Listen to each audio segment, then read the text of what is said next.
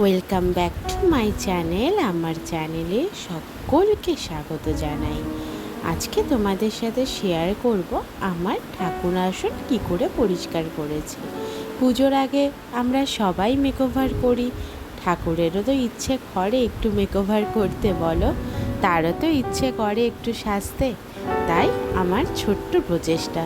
তোমাদের কেমন লাগলো অবশ্যই জানাবে, আর ভালো লাগলে প্লিজ সাবস্ক্রাইব করে দেবে আমার ছোট্ট চ্যানেলটাকে। প্রথমে চেয়ারটাকে ভালো করে গঙ্গা জল দিয়ে পরিষ্কার করে নিয়েছি, যেখানে ঠাকুর আমি বসাতে পারি। তারপর পুরনো সব আসন পাল্টে, পোশাক পাল্টে ঠাকুরকে সব চেয়ারের মধ্যে রাখলাম। এবার আসনগুলোকে বদলে ফেলবো।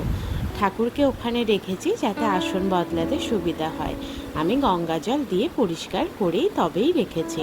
তারপরে ঠাকুর আসনের যে ক্যাবিনেটটা সেটা সরিয়ে পেছন থেকে সমস্ত নোংরা বের করে নিয়ে গঙ্গা জল দিয়ে ক্যাবিনেটটাকে ভালো করে মুছে একে একে দেখো সব ঠাকুরকে কিন্তু পরিষ্কার করে মুছিয়ে নিচ্ছি। তারপর নতুন আসন পেতে নিলাম। কি সুন্দর হয়েছে না লাল ভেলভেটের আসনটা। তারপর একে একে সমস্ত ঠাকুরকে নতুন পোশাকে সুসজ্জিত করে তুললাম। কেমন হয়েছে জানিও, আমি আমার মতন করে চেষ্টা করেছি। দেখো জগন্নাথ, বলরাম, সুভদ্রা, আমার ছোট্ট গোপাল আর গণেশকে। আর ল্যাম্পশেডটা কি সুন্দর না, পেছনে ময়ূরের পালক রেখে দিলাম গোপালের। তারপর ঠাকুরকে পুজো দিয়ে নিয়েছিলাম।